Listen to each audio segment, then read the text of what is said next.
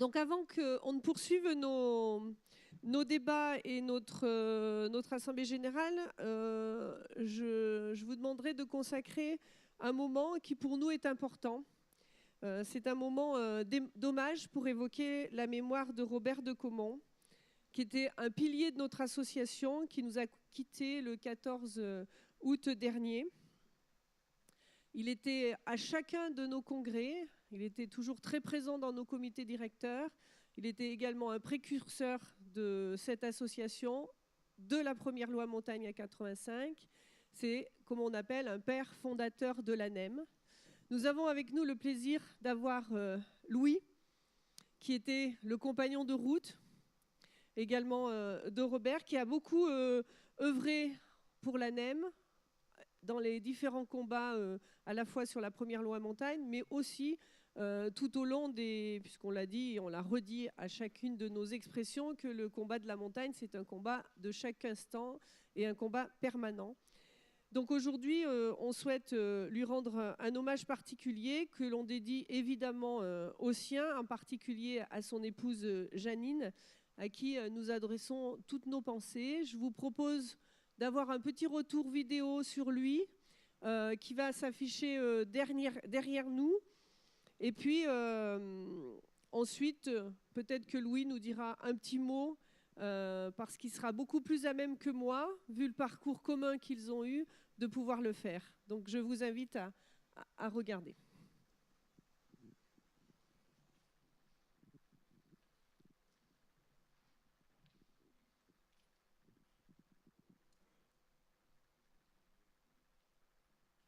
Après la promulgation de l'acte 2 de la loi montagne, à laquelle il avait tenu à apporter sa contribution.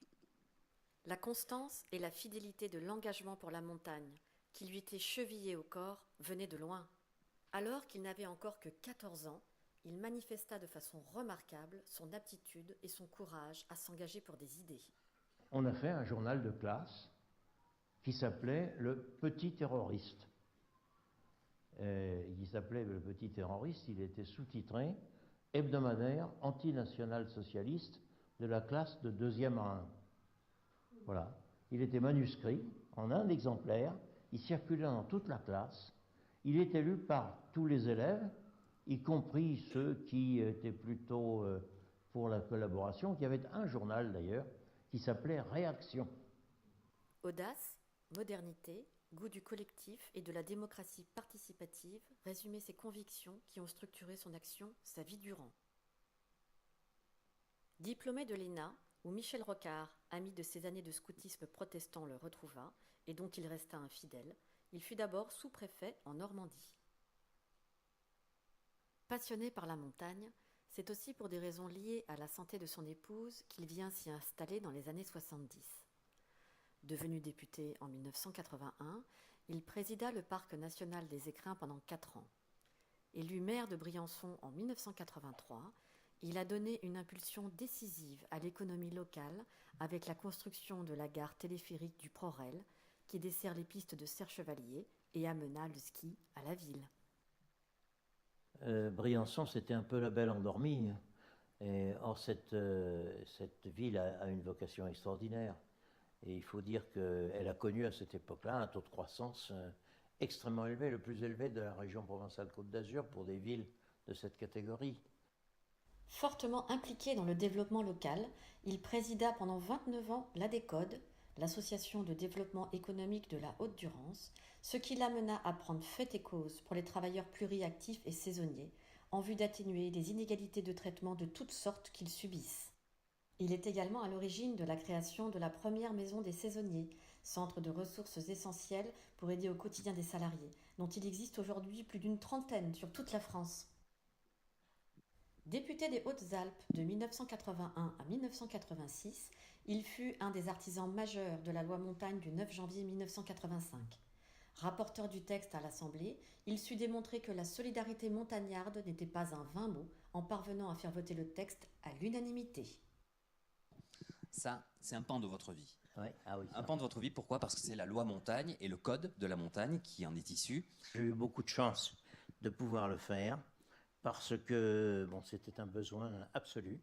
On avait commencé avec Louis Besson, qui était pas encore maire de Chambéry, il était maire de Barbie, une petite commune de la banlieue de Chambéry. C'est un vrai copain.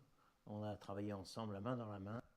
À partir d'une commission d'enquête qui était simplement majoritaire, c'est-à-dire ses conclusions ont été adoptées à la majorité, quelques années après, une loi qui a été adoptée à l'unanimité, ce qui fait qu'elle était devenue incontournable. C'est dans ce contexte qu'il fut l'un des membres fondateurs de l'Association nationale des élus de la montagne à la fin de l'année 1984 et resta un membre très actif et fidèle du comité directeur dont il ne manqua aucune réunion en l'espace de 30 ans. Enfin, il restera le promoteur infatigable du Code de la montagne dont il a initié le prototype dans les années qui ont suivi la loi de 1985, que la loi créa en 2006 mais sans lui donner corps, et que l'ANEM a pris l'initiative d'éditer en 2014 avec son précieux concours. Avec la disparition de Robert de Caumont, la montagne perd aujourd'hui une de ses figures tutélaires, mais la politique de la montagne conservera pour longtemps encore son empreinte.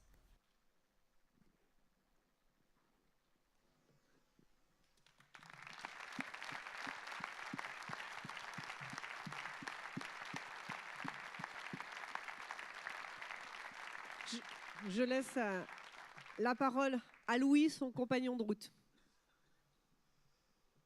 Merci, Présidente, Monsieur le Ministre, Madame la Secrétaire Générale, Monsieur le Délégué Général.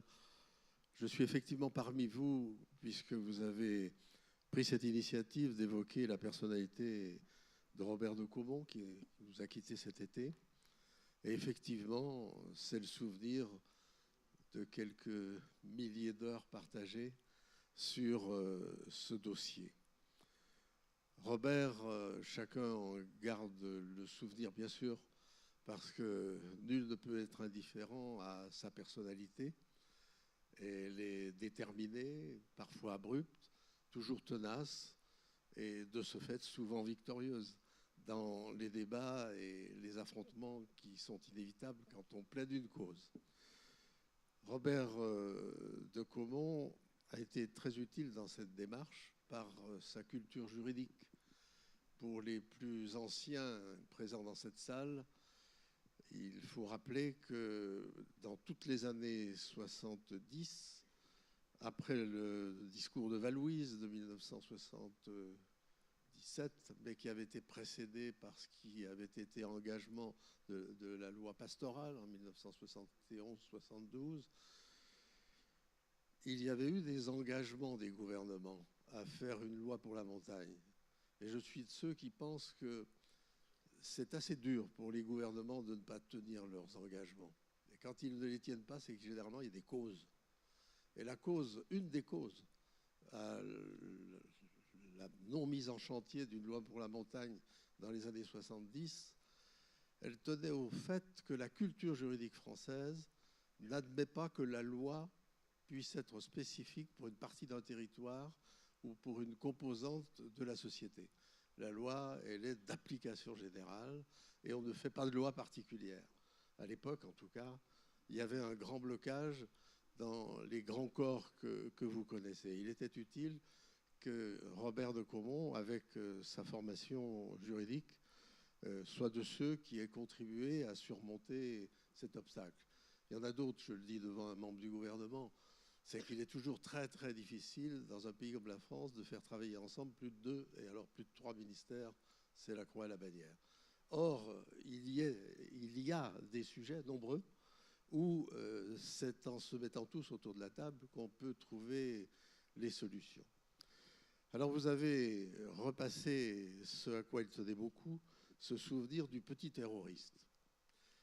Je n'ai appris l'existence du petit terroriste qu'après avoir rencontré et connu Robert de Caumont depuis très longtemps. Mais en fait, je le retrouve bien dans ce titre, parce qu'on peut être terroriste sans armes, hein, au niveau de l'argumentation. Et là, je crois qu'il était capable de ne jamais lâcher et donc d'être présent à toutes les circonstances où les choses pouvaient avancer. Il a été de ceux qui... Alors j'ai entendu dire qu'Henri Savornin était dans la salle, je serais heureux de le saluer, j'ai déjà vu Jean-Charles Simian. Je peux vous donner quelques nouvelles. Je peux vous donner quelques nouvelles de Jean Briane. Il a été de ce petit groupe qui, dès le départ, effectivement, a souhaité que cette association puisse voir le jour et qu'il y ait cette force au service de la montagne et des montagnards qui existe et qu'elle s'appelle l'ANEM. De tout cela, bien évidemment, on ne peut que lui être reconnaissant.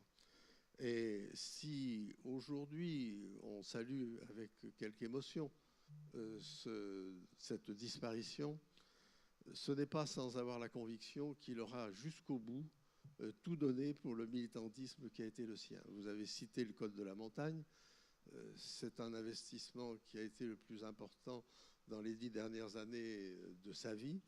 Il y a réussi, comme toujours, mais il y a réussi par la force de son caractère, par la détermination de ses engagements, mais aussi, vous avez bien fait de le dire, dans le petit montage qu'on vient de voir, par l'accompagnement qui a toujours été celui de Janine, son épouse. Aussi, est-ce avec une particulière émotion qu'effectivement nous enregistrons sa disparition, et merci à l'ANEM et merci à ce 33e congrès d'avoir voulu lui rendre cet hommage mérité. Merci.